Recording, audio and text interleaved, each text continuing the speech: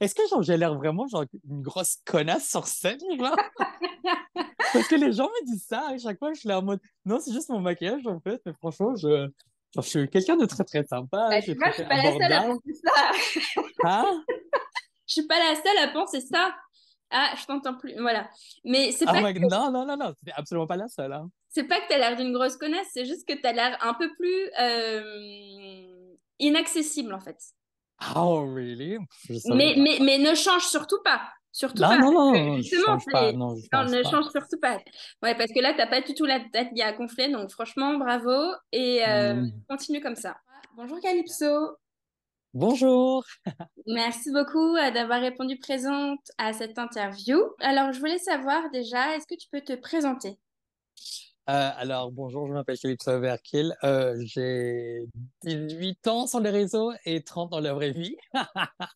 Je suis drag queen ici à Paris et voilà. Ok, j'ai vu ton show samedi soir au Food Society, c'était hyper bien. Euh, Merci. Tu y vas tous les samedis ou c'est juste de temps en temps? En fait, c'était juste cette date, mais après, genre presque tous les samedis, je suis là pour interviewer en fait les drag queens de Drag Race saison 2. Et après, genre, je pose sur mes réseaux, quoi. Comme Ouais, ça, les gens connaissent vraiment les drag queens de Drag Race France. alors toi, tu as animé il y a une semaine un événement qui s'appelle Oui, Miss Rice Queen. Est-ce que tu peux en oui. parler, s'il te plaît? Alors, en fait, moi, je fais partie d'un collectif qui s'appelle Rice Queen. Après, pour l'anniversaire de notre collectif, on a décidé en fait de faire un jeu, enfin un événement où il y a un thème et c'était justement le thème de pageant. Parce qu'en Asie, c'est très répandu et après, genre, on est fan. Et du coup, on a décidé de faire un pageant ou un concours de beauté, genre. Après, vu en fait que dans notre collectif, il y a plusieurs drag queens asiatiques de différents pays, on s'est dit en fait que genre c'est parfait, on va avoir une représentante de chaque pays, etc. Ou peut-être deux. Et donc voilà, ça s'est super bien passé. Voilà, genre, je pense qu'on va faire ça chaque année.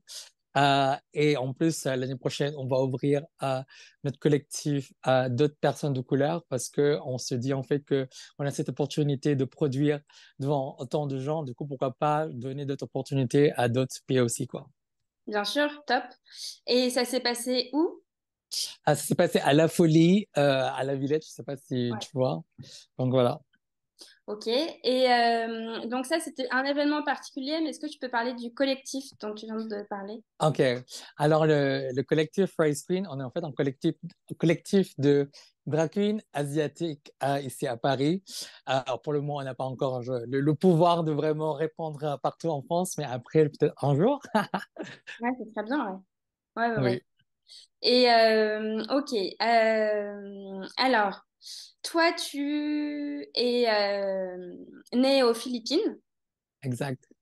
Et à quel âge tu es venu en France et pourquoi? Ah, je me rappelle de cette date précise. Précisément, c'était le 28 décembre 2010. J'étais déjà à la fac aux Philippines, mais après, ma mère, elle a décidé de nous ramener ici parce que elle s'est installée déjà ici. Et du coup, elle s'est dit, en fait, genre, ça serait bien si on grandit ici. Et moi, aux Philippines, genre, j'avais pas beaucoup de potes. Donc, moi, je me suis dit, en fait, why not? Genre, franchement, dans ma tête, je me disais, en fait, que je laisse rien. Enfin, enfin, voilà, quoi. Genre, je vais pas vraiment, comment dire? Enfin, il y a rien, en fait, qui me retient aux Ouais, Philippines. ouais, Donc, ouais. je suis parti, je suis venu ici. Après, voilà. Ok. Et est-ce que tu vois un changement entre la vision des drag queens aux Philippines et en France et à Paris? Ah, mon Dieu, oui, oui. Enfin, déjà, quand j'étais encore aux Philippines, j'étais catholique pratiquant. Voilà, je savais pas ce que c'était vraiment, genre, la vie. Après, en arrivant ici en France, je me suis rendu compte ce que c'est vraiment. Et après, de coup, en fait, genre, je considérais que c'était une deuxième chance de vivre ici en France. Après, genre, comme aux Philippines, en fait, genre, les gens voyaient le drag comme, enfin, ils mélangent tout. Ils disaient, en fait, que genre, c'est de la prostitution et ils savaient pas ce que c'était. Mais après, maintenant, même s'il y a des gens qui sont contre, il y a de plus en plus de drag queens aux Philippines et ça fait plaisir de voir. Et toi, quand tu étais là-bas, tu avais déjà cette idée en tête de devenir une drag queen ou tu l'étais déjà? Oh, Ok, c'est tellement drôle parce qu'en fait, j'avais aucune idée de ce que c'était. Comme je disais, moi, j'étais juste un élève très, très studieux. Le seul chemin que je connaissais, c'était chez moi. Et chez moi et l'école, je n'avais pas énormément de potes. J'étais un gros geek et en plus, voilà, genre catho-pratiquant. Et du coup, en fait, je savais pas ce que c'était. Mais après, je savais que j'étais différent par rapport aux autres. Mais après, en arrivant ici en France, et genre, quand j'ai découvert ce que c'est le drag, genre, tout a tilté pour moi, en fait. J'ai l'impression, en fait, que tout ce que j'ai fait dans ma vie, parce que j'ai fait de la danse aussi, tout ce que j'ai fait dans ma vie, en fait, genre, c'était, genre, la consécration de tout ça. Ok, donc en fait, c'est en France et précisément à Paris, j'imagine. Et qu'est-ce qui Oui. t'a donné envie d'être une drag queen? C'était quoi l'événement? Enfin, qu'est-ce qui s'est passé? OK. Pas qu'est-ce Bah, qui s'est passé, mais quand est-ce que tu t'es dit, ah ben c'est génial, j'ai trop envie de faire ça. OK. Bah, en fait, en 2012, 2011, j'ai commencé à regarder cette émission qui s'appelle Drag Race aux États-Unis. Et à l'époque, j'essayais d'en parler avec d'autres potes français que j'avais. Et après, ils ne savaient pas ce que c'était. Ils pensaient, d'autres potes gays déjà, parce que j'ai fait mon coming out ici en France. Et du coup, ils ne savaient pas ce que c'était. Ils trouvaient ça chelou, etc. Enfin, ils ne savaient pas ce que c'était. Et bah, du coup, en fait, j'ai commencé le drag en 2014. Voilà, en 2013, je tâtais le terrain. En 2014, je me suis lancé. J'ai participé à un concours de bébé drag queen parce que il y avait quelques personnes qui s'intéressaient au drag et du coup en fait ils ont organisé un concours de baby drag queen et après je l'ai gagné et après chaque année ils ont refait chaque année et c'est pour ça en fait qu'à partir de 2014 il y a des drags des nouvelles drags qui apparaissent et justement Coquille elle avait participé à la troisième édition et moi je fais la première. Coquille elle a participé, elle a gagné la troisième et moi je fais la première. Et donc, voilà, du coup, enfin, voilà, j'étais là au début de la scène drague parisienne, quoi. Ok. Et oui, donc c'est un petit monde, vous connaissez toutes. Hmm. Et si jamais on veut enfin si jamais j'ai envie de te revoir et les gens qui vont voir cette vidéo ont envie de te voir, comment ils font? Franchement, ça va vraiment dépendre. Le show régulier que j'ai, c'est avec le collectif Rice Queen. Du coup, les gens vous pouvez suivre déjà le compte Instagram. Mais après, le plus simple, en fait, c'est me suivre sur le réseau. C'est là où je fais les annonces. Je suis très, très régulier. Je reprends mes annonces de show.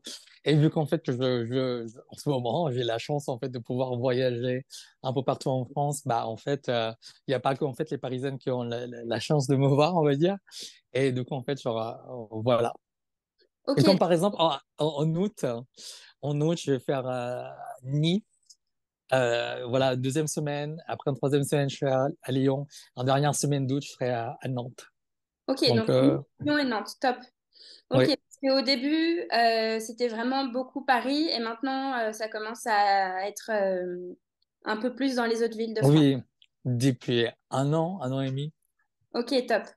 Et toi, est-ce que tu as des messages que tu veux faire passer? Pour qui? Euh, Pour les gens? Bonne question. Pour le grand public. Ok, ok. Bah, franchement, genre, je voulais remercier, genre, tout le monde qui soutient les drag queens, les drag queens locales, les drag queens à la télé. Franchement, quand j'ai commencé le drag, personne ne savait ce que c'était. Les gens m'ont trouvé chelou. Et maintenant, ça fait plaisir, en fait, de voir qu'il n'y a pas que moi qui aime ce que je fais. Il y a aussi d'autres personnes qui sont super fans. Et ça fait vraiment plaisir de voir qu'il y a autant de gens maintenant qui s'intéressent au drag parce que c'était pas ça avant, c'était absolument pas ça. Et de voir la différence, c'est juste dingue, quoi. Donc voilà, je voulais remercier tout le monde et c'est tout. Bah, c'est bien, c'est un message positif. On va parler de Jérémy, donc ton prénom. Ok. Enfin ton prénom, enfin tu préfères qu'on t'appelle Calypso ou Jérémy ou comment... Franchement, genre Calypso, ça va, hein. Ok, bon Mais bah alors après, du en fait, coup genre, Jérémy, c'était... même mes vrais potes, même mes potes, pas dans la vraie vie, ils m'appellent Calypso déjà parce que Ok. c'est plus simple. Et quand est-ce que Calypso, Oui, ce prénom il était créé à Paris? oui. Ok. Et Jérémy, donc c'est pas du tout philippin, donc Jérémy aussi. Non, absolument pas. Voilà, Enfin, c'est ça. non. Bah, enfin, en fait, le truc, c'est qu'on a été colonie des États-Unis et aussi d'autres pays. Du coup, en fait, genre, les dernières colons qu'on avait, c'était les Américains. Et du coup, tout a été américanisé. Ok, d'accord. Donc t'es né Jérémy. Oui. Ok. Et donc, quand tu disais tout à l'heure, tu parlais de la religion, tu disais qu'au début, tu étais Hmm. très pratiquant, et maintenant, quelle est la place de la religion dans ta vie? Enfin, t'as complètement... Oui. Je la dirais religion plutôt catholique, que c'est un peu compliqué aussi, avec oui, ouais. quand j'ai vu en fait que mes idéologies clashaient avec le catholicisme, je me suis dit en fait que genre c'est pas ça colle pas pour moi.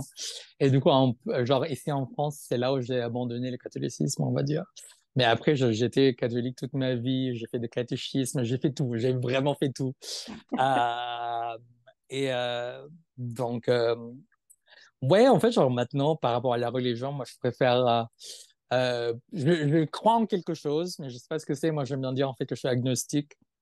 Donc voilà, je crois dans un super pouvoir, mais on va pas dire de nom, on va pas donner de nom. Genre, ça appartient pas à une certaine religion. Moi, je crois en quelque chose, mais genre voilà, qui n'appartient pas à une certaine religion, on va dire. Je comprends très bien. Moi aussi, je suis un peu pareil. Moi aussi, je suis née catholique et j'ai tout fait, et je crois en quelque chose, mais je sais pas en quoi.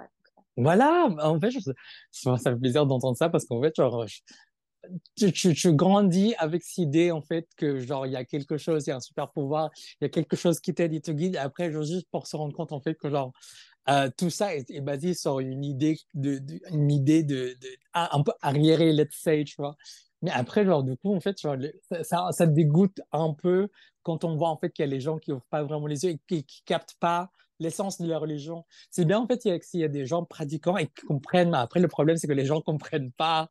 Genre, il est là, ils sont Ah, complètement à côté de la plaque, quoi. C'est ça ce qui est dommage. Parce que je trouve que, genre, basiquement, toutes les religions sont belles, quoi. Moi, je pense en fait l'idée de la religion est bien comme ça. Il y a quelque chose auquel les gens peuvent s'accrocher s'ils ont rien. Je trouve que genre la notion de religion est super géniale, vraiment. Mais après, genre l'application de la religion dans la société, c'est là où ça devient un peu compliqué pour moi. je suis complètement d'accord avec toi. Et qu'est-ce que tu veux dire au petit Jérémy des Oh my Philippines? God. Et alors ça, c'est la... Et attends, parce que c'est ma transition. Ma Oui, transition, c'est oui, et aux autres personnes qui sentent cette envie-là de devenir drag queen ou oui. king, Drag ça king. existe aussi. Oui, Et on en parle moins, mais ça existe complètement. Et oui. voilà, qu'est-ce que tu peux dire à ces enfants-là? Ah, ne prenez pas la vie au sérieux, vraiment. Moi, j'étais tellement, je vivais dans les règles. Franchement, en tant que bon asiatique que je suis, franchement, genre, je suivais tout ce qu'on me disait. J'étais vraiment au carré. Après, en venant ici en France, c'est là où je me suis rendu compte, en fait, que je savais pas qui j'étais, que j'étais pas qui je devais être, on va dire. C'était, voilà, juste détendez-vous, genre, ne prenez rien au sérieux. Et pour les personnes qui voudraient commencer le drag, commencez pas si dur. Non, je rigole. Accrochez-vous, parce que en fait, euh, enfin, le drag m'a énormément aidé. Et c'est pareil pour tout le monde enfin, à qui enfin, pour le d'autres drags. Mais après, c'est un métier très, très dur. Mais vraiment, c'est dur physiquement, mentalement, moralement parfois. Et donc, il faut s'accrocher. Vraiment. Mais en plus, maintenant qu'il y a la vague Drag Race, vraiment, il faut s'accrocher. Évidemment, bien sûr. Bien sûr, Oui. parce que... ouais. Et est-ce que c'est ton métier principal ou est-ce que tu en as... ou est-ce C'est mon que... métier principal, ouais. Ouais, Donc, j'arrive à survivre. ok, donc en fait, tu arrives à vivre de ça, bah, Survivre, survivre. Non, je t'arrives à- précise, survivre. ok, bon, t'arrives à survivre de ça, mais j'espère que Oui. ça va aller en... ça va aller en croissance. Hein, j'espère aussi. Et en tout cas, tu interprètes très bien Beyoncé. Oh, merci. Et Euh, quels sont les artistes que tu préfères euh, interpréter sur scène? Mes artistes que j'aime bien interpréter, franchement, je suis un peu dramatique, du coup, j'aime bien Céline Dion, Whitney Houston, Aretha Franklin, genre les classiques, classiques. Ça se voit pas que j'ai 30 palais, mais j'aime bien, franchement, genre les drama queens, les divas de l'époque, quoi. Ok. Après, vu que je suis danseur aussi, bah, j'aime bien bouger sur scène. Du coup, en fait, à chaque fois que je performe, j'aimerais bien montrer genre mon côté genre bonne lip synceuse, aussi mon côté danseur, comme enfin danseuse, comme ça en fait les gens vont comprendre que je suis the whole package. Et en plus, quand je parle au micro, je suis drôle, donc voilà. Je- Ouais, non, le mélange de tout ça, c'est parfait pour moi. non, non, mais C'est c'est comment je vrai, veux me complètement. présenter. C'est vrai, c'est vrai. Moi, j'étais là et franchement, c'est toi qui as fait le show, donc bravo. Euh, on a adoré, enfin, ouais, t'as mis l'ambiance et on a dansé et franchement, c'était vraiment, vraiment top. Est-ce que tu as un mot pour conclure? Parce que tout à l'heure, tu as parlé des conseils pour ceux qui veulent devenir drague, qui t'avaient Oui, touché, mais est-ce que tu as un autre mot à, pour qui? pour la personne de ton choix? C'est toi qui choisis. Euh, je veux dire à tout le monde, juste soutenez les dragues. Eh ben, merci beaucoup, Calypso, et à bientôt. Merci. Je pense que les gens, ce qui les intéresse, c'est comment enfin, comment Comment je suis t'as devenu moi? osé, non, comment t'as osé, parce que c'est tellement compliqué de dire, bah, Hmm. allez, c'est bon, là, maintenant, j'arrête, fuck the world et je fais ce que je veux. Ça, c'est compliqué à faire, tu vois. Ah bah c'est littéralement ça.